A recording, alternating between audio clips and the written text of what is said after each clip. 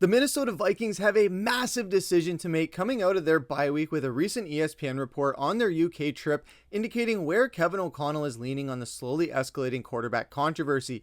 And Daniel Jones speaks out on his time in Minnesota now that he is an Indianapolis Colt. We're going to break down all that in this episode of Vikings Digest. But first, if you're not a part of the 13% of viewers who are already subscribed to the channel and you want to stay up to date on all things Vikings, make sure to hit that subscribe button and the bell icon so you don't miss any of the episodes when they drop. And with that, let's hop into the first topic of the day, which is the duel of the quarterback fates. So the ESPN had out an article recently talking about the Vikings UK trip, things that went well, things that didn't, things the organization did really well to adjust with traveling between two different countries in back-to-back weeks. But one of the things that they highlighted in their article was quarterbacks in the spotlight, saying that underpinning it all was a delicate balance the Vikings tried to strike at quarterback as they navigated McCarthy's short-term availability. The question hanging over the entire franchise was clear: when would they resume work of developing the number 10 overall draft pick for 2025 into their long-term starter? Now, we heard Kevin O'Connell talk about how if McCarthy is ready, he's not going to be thrown in there last minute on the week. He wants to make sure that he has an entire week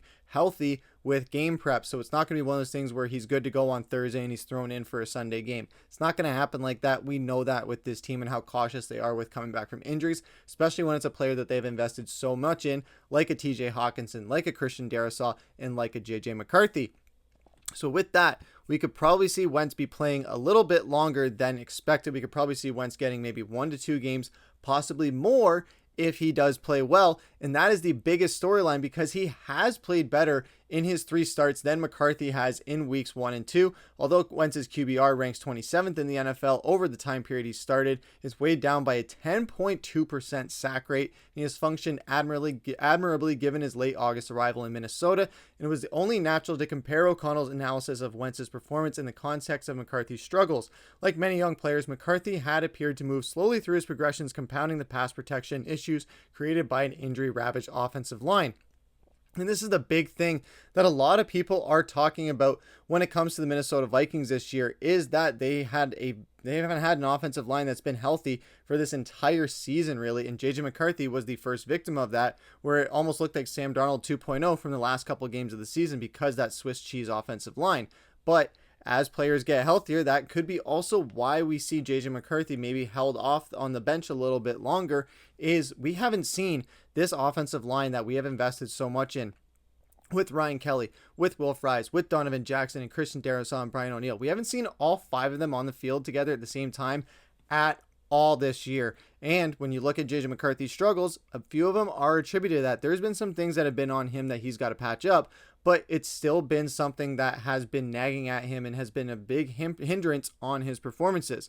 But you put a veteran quarterback in there like Carson Wentz, who can adjust to a ship-shape offensive line that has a lot of guys rotating in and out, where he can be a game manager because he knows how to be a game manager. And like we saw in that 2-minute drive, he can take the game into his own hands when he needs to and can make those adjustments when he's feeling that rush or that offensive line gets exposed. He knows how to get out of the pocket if he needs to, or just get rid of it and just take the hit, kind of like we saw Kirk Cousins was doing. But it's happening a lot better so far right now than it was with Kirk, with throwing a lot of interceptions in his first year in Minnesota at least. But overall, Wentz has been performing really well as a backup quarterback. And through it all, O'Connell seemed to want McCarthy back on the field. We know JJ wasn't practicing when they were over in the UK, but only after he advanced to a predetermined set of landmarks. That left the impression that Wentz could remain the starter after the Week 6 bye, when the Vikings will host the Philadelphia Eagles. And one of the things that Carson Wentz has done so well for this Vikings team is been adjusting to the quick pass game, with having them in there and just getting rid of it. He said, we had some success as of late with some of the quick passing game, and I think that's a credit to Carson's discipline of getting the ball out of his hands, trusting his progressions. In some cases, the ball's coming out to a 3rd or 4th progression in that same amount of time that another player might spend on number 1. And this is a huge thing for Minnesota, is that they needed something like this to counter a lot of the problems that they're having on the offensive line, is to have a guy who can get rid of it quick and look to that 4th or 4th progression when most guys would look at the 1.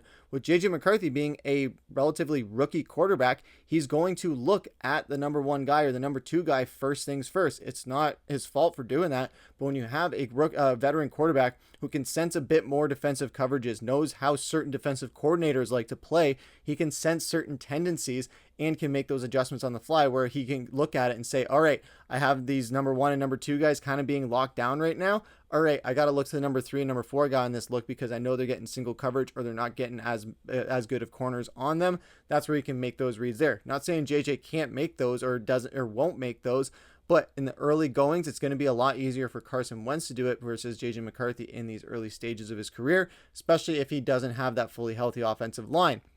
So this is going to be a scenario where Carson Wentz, for a revenge game against the Eagles, guarantee that he's going to be starting. Whether JJ McCarthy's healthy or not, I think Kevin O'Connell is going to allow Carson Wentz that opportunity to get that revenge and give him that confidence. And it could be opening a Pandora's box that maybe the Vikings don't, or Vikings fans at least, don't want to be open, because it would open up a potential quarterback controversy if Carson Wentz goes out and balls out against a decimated Philly team.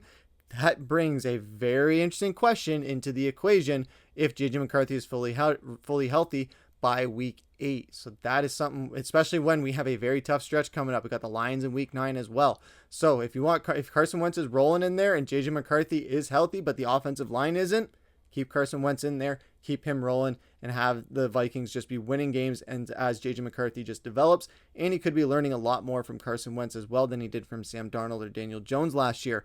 But let us know your guys' thoughts down in the comments below. But that's going to take us into our second topic of the day, which is that Indiana Jones speaks out. So Daniel Jones did an interview recently on the Whitworth and Ryan Fitzpatrick podcast, saying that I always thought I worked really hard and I tried to work really hard, and it was important for me to prepare and watch film study, and I think I did that. And he was talking about his experience in New York with doing that as well. He said, but then going to Minnesota, I saw how Sam Darnold prepared, how Kevin O'Connell prepared, those guys, Josh McCown, Grant Udinski, how detailed they were day in and day out, and every little bit of the plan and how they're going to study it and what they're looking for, walking through it, quizzing each other in the quarterback room, and that made a big impression on me. I was like, okay, maybe this is the next level of that, some of that stuff. I think that has changed. I think how Kevin's aggressive play calling, I mean, you guys see it. It's play fast. It's a lot of drop back shots, taking their chances, and that made an impression on me. I think several things like that and just being around those guys.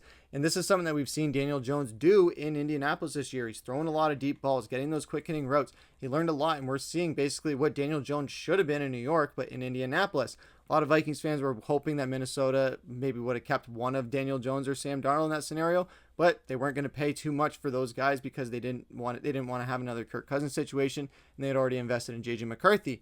But with looking at what Daniel Jones has done, you see the Kevin O'Connell influences, and with how he's been playing, where he talks about those deep shots, Minnesota hasn't necessarily been able to do that, which has led to them adjusting with the quick game that Carson Wentz has been doing so well about, that Kevin O'Connell was talking about as well, that JJ McCarthy wasn't given those opportunities early on in the season, where KOC was trying to take a lot of deep shots, but with the offensive line not being healthy, can't really let those routes and plays develop, especially with a rookie quarterback, and that led to a lot of turnovers.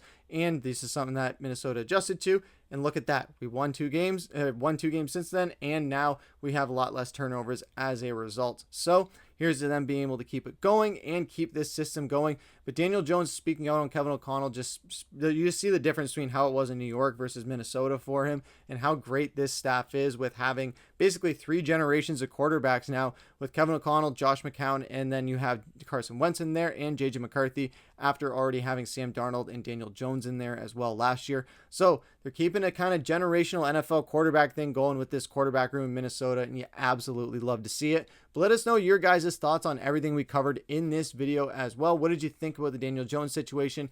And when it comes to JJ McCarthy and Carson Wentz, if Carson Wentz goes out and we beat the piss out of the Philadelphia Eagles basically, and he gets that revenge game against Jalen Hurts, the kid who pushed him out of his job, against the organization that forced him out the door and that he had a very rough ending with, if Carson Wentz goes out and balls out and we win that game, would you keep him as your starter in week 8 even if JJ McCarthy is fully healthy? Let us know down in the comments below. But that's going to do it for this episode of Vikings Digest. I've been your host, Griffin. Take care.